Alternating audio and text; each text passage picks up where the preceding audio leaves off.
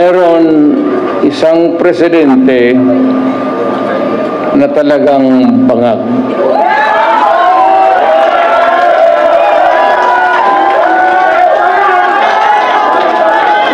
Hindi naman buang, pero yung bisyo ng droga, long term yan. Ay, kinumpara naman ninyo itong ating mga kandidato, ikumpara naman ninyo dun sa mga iba, ay wala tayong masasabi na hindi mo masasabi na kahit isa sa kandidato sa kanila ay mas magaling sa kahit sino sa kandidato natin para sa Senado. Mimili ba tayo na babalik tayo sa panahon ng lagim o tayo ba ay tutungo patuloy sa ating kinabukasan na maliwanag, na mapayapa at maganda para sa lahat ng Pilipino? Hindi po namimili kung sinong uunahin, hindi po namimili kung sinong sikat, kung sinong mayaman, basta't Pilipino, tinutulungan ang Pilipino.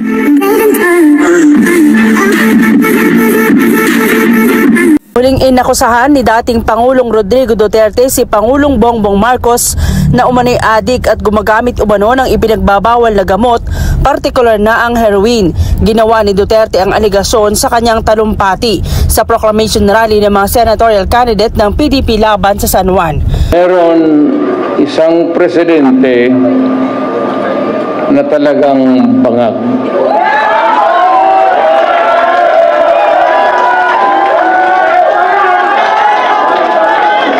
Hindi naman buang, pero yung bisyo ng droga, long term yan. Maging ulol si Marcos,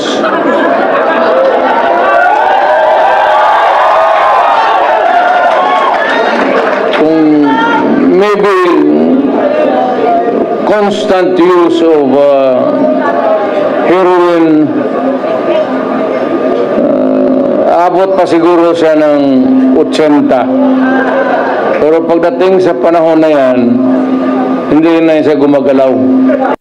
Binatikos niya rin ang Pangulo dahil puro raw pangako na ibababa ang presyo ng pagkain tulad ng bigas, pero patuloy naman ang pagsirit ng presyo nito sa merkado.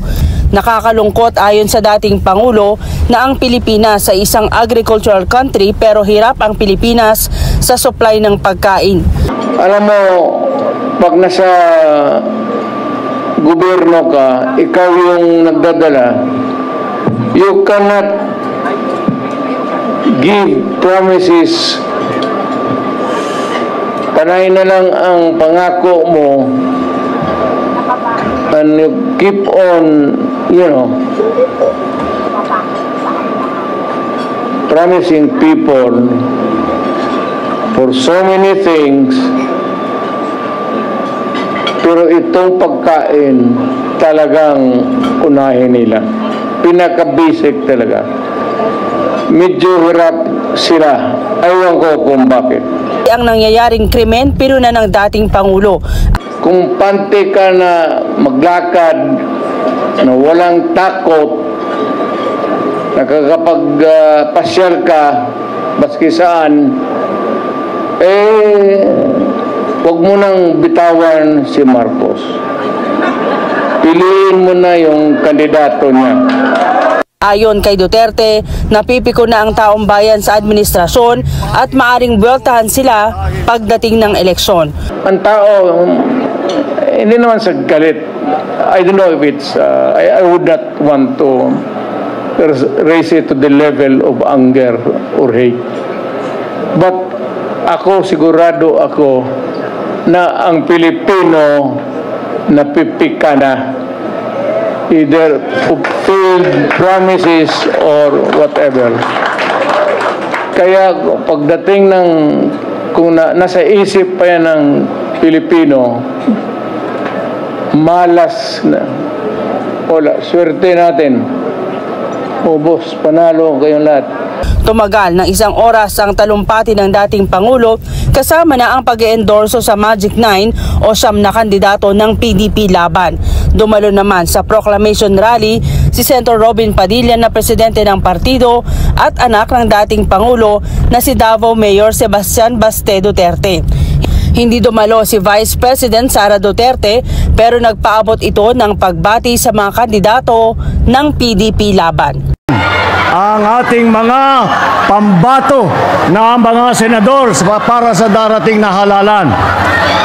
Yun lang po, ay kahit na lahat ng atensyon po natin ay nakaharap dito sa ating mga magigiting na senatoriable, ay huwag po natin kakalimutan, may halos 18 at 200 na iba't ibang kandidato na sa lokal, mula sa governor, sa congressman, hanggang sa sangguniang bayan. At nabanggit ko po yan dahil ipagmamalaki ko na ang alyansa lamang ang samahan na kumplet, dahil ang alyansa lamang sa lahat ng mga grupong politiko na kasama sa halalan na ito, ang alyansa lamang ay may panindigan. Hindi ito nagsasama para magtulungan lamang, para tulungan na sila ay mahalal. Sila po ay may panindigan na sila ay kapit-bisig na tutulong at gagawin ang lahat para pagandahin ang buhay ng bawat Pilipino at pagandahin ang minamahal nating Pilipinas.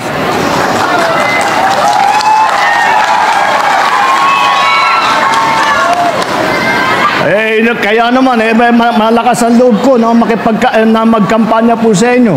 Dahil pagka naman, kinumpara naman ninyo itong ating mga kandidato, ikumpara naman ninyo dun sa mga iba, wala tayong masasabi na hindi mo masasabi na kahit isa sa kandidato sa kanila ay mas magaling sa kahit sino sa kandidato natin para sa Senado. Kung kikilatisin natin, pagkikilatisin natin ng isa't isa ang ating mga kandidato, napakatingkad po, napakaganda po, at napakatibay ang kanilang kakayahan. Sila po ang mga pambato natin at sila ay magdadala ng pagbabago. Sila ang magdadala ng kapayapaan dito sa Pilipinas. Ngayon, pinagsama-sama natin ngayon lahat itong napakagaling na mga kandidato para sa Senado, ay nakaka-impress talaga ang kanilang pinagsama-samang lakas. Dahil po, unang-una, tignan po natin ang ating mga kandidato. 8 po sa kandidato natin ay naging senador na. Nandito po, Senator Cayetano, Senator Lacson, Senator Lapid, Senator Marcos, Senator Pacquiao, Senator Revilla, Senator Soto, Senator Tolentino. Naku naman! Napakaganda ng pati ang mga record nila, at makikita naman ninyo pagka unang araw pa lang na sila'y uupo, pag naluklok sila sa Senado, unang araw pa lang, hindi na po sila mag-OJT. Alam na nila ang trabaho, alam na nila ang gagawin nila, alam na nila ang problema na hinaharap ng ating mga kababayan, at alam nila kung paanong gawin para bigyan ng kaunting tulong ang lahat ng ating kababayan.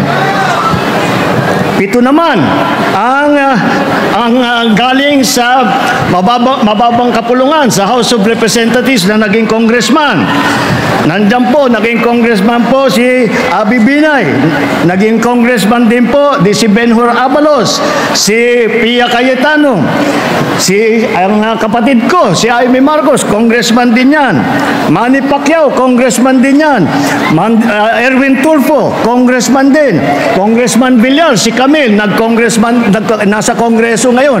Kaya makita po, kumbaga po sa basketball, napakalalim po ng bangko namin. Hindi na po sila bagito, at hindi na sila mag-aaral-aral pa. At ang iba, 4 naman dito sa ating kandidato ay umupo sa cabinet position. Nandyan po si Benhur Abalos na naging MMDA, tapos naging DILG Secretary. Andyan po si Erwin Tulfo na naging kalihim ng DSWD. Senator Ping Lacson ay siya naman ang linagay sa Yolanda Rehabilitation Commission na tumulong pagkatapos na dinaanan po kami sa Region 8, dinaanan po kami ng kalakas-lakas na bagyo. At si Senator Tolentino ay siya naman ay dumaan din na nag-MMDA po. At masasabi ko, nabanggit na po natin ng Yolanda. Alam niyo po, yan ang record po ni Senator Tolentino sa MMDA. Nung nasa Leyte kami, nasa Tacloban kami, walang dumadating po na tulong. Ang unang dumating na tulong ay galing kay Senator Tolentino ng MMDA. Kaya makita mo talagang malalim ang pagmamahal niya sa taong bayan. Alam nila ang trabaho sa bawat level, mula sa kabinete hanggang sa lokal, hanggang sa pinakababa. Hindi sila nagdadada, marami silang ginagawa. Hindi sila, they are not here to oppose, they are here to propose. Ibig sabihin po, hindi sila nandito upang makapagdebate lamang, upang paninira lamang. Sila ay nandito upang maghanap ng mga bagong paraan para tulungan ang ating mga kababayan. Tatlo naman ang naging gobernador sa malalaking probinsya. Ang kapatid ko, si Jaime Marcos, naging gobernador sa amin, sa Ilocos Norte.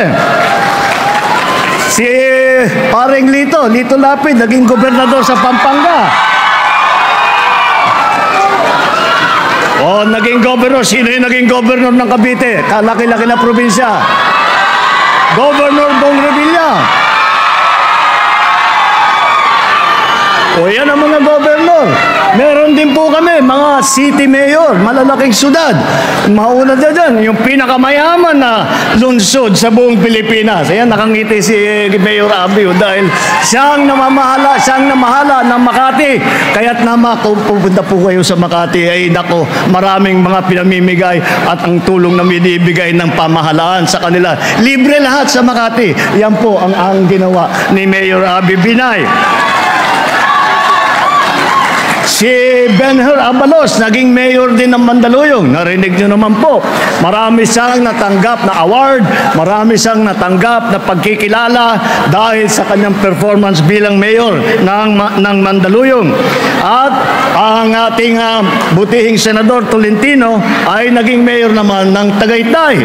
Kaya't makita po ninyo, at isa pa na nadaan din sa LGU. Huwag po natin nakakalimutan kung minsan hindi po natin naaalala ito. Ngunit si Senator Tito Soto, naging Vice Mayor yan ng Quezon City. Kaya naman po talagang madaling masabi na handang-handa na itong grupo na ito.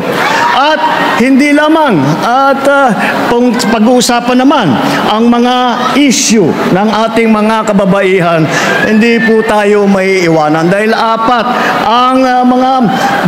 ang babae dito sa ating lineup. At hindi ito, alam niyo po, kilala ko silang lahat ng matagal. Palagay ko, itong ating mga babae na senador, palagay ko mas matapang pa sa sundalo itong mga ito. Kaya't makakatiyak po kayo, mga kababaihan, maririnig ang boses ninyo, ipagtatanggol ang mga karapatan ninyo ng ating mga lady senators.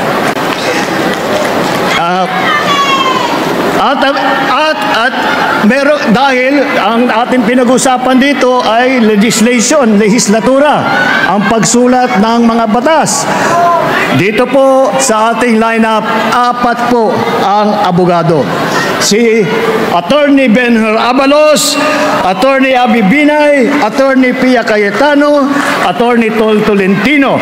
Yan po, sila ay sanay na sanay po at nakakaunawa sa mga pangangailangan para pagandahin ang mga batas na lumalabas sa Kongreso. Pagdating naman sa mga pinanggalingan, baka akala po ninyo, silang lahat ay tiga Maynila lamang. Baka akala ninyo, isa lang ang pinanggalingan nila, sa Luzon lang nanggaling. Hindi po ganun. Pagdating sa geographical representation, 2 po ang taga Mindanao. Alam no, kilala nyo naman ang ating kampiyon. Si Senator Manny Pacquiao ay galing...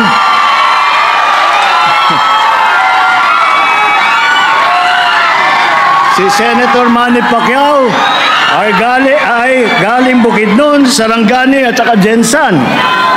Si Erwin naman, lumaki sa Davao, Davao Oriental, sa Sulu. Mga probinsya kung saan nadestino ang kanyang bayaning ama. At isa pa, ang una pong Vicente Soto ay naging senador na galing naman sa Cebu. At alam naman siguro ninyo, ang nanay namin ni Amy, ang aming ina, mga 100% waray.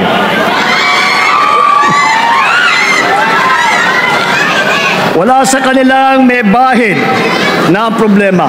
Wala sa kanilang wala kayong maririnig na masamang balita tungkol dito sa ating mga kandidato.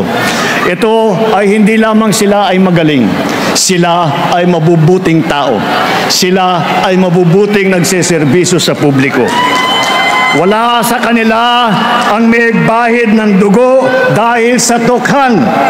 Wala sa kanila ang kasabwat sa pag-aabuso na binulsa ang sako-sakong pera, pinagsamantalahan ng pandemya, binayaan na magkasakit at mamatay ang ating mga kababayan nung panahon ng COVID.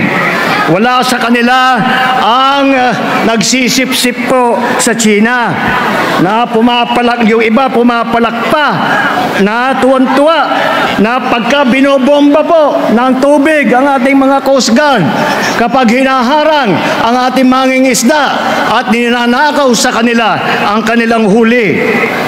Kaya po, makikita po natin na malinis po ang record nila. Malinis po ang kanilang ginagawa. Malinis po ang kanila naging trabaho. Kaya po, napakadali po ikampanya ang ating lineup. Marami pong nagsasabi na ang midterm election daw ay hindi masyadong mahalaga, hindi masyadong importante dahil hindi naman na magbabago ang Pangulo at yung naiwang 100 pa na senador ay hindi naman mapapalitan. Well, siguro naman sa ibang halalan baka totoo 'yun. Ngunit hindi totoo po ito sa halalan na ito sa midterm election.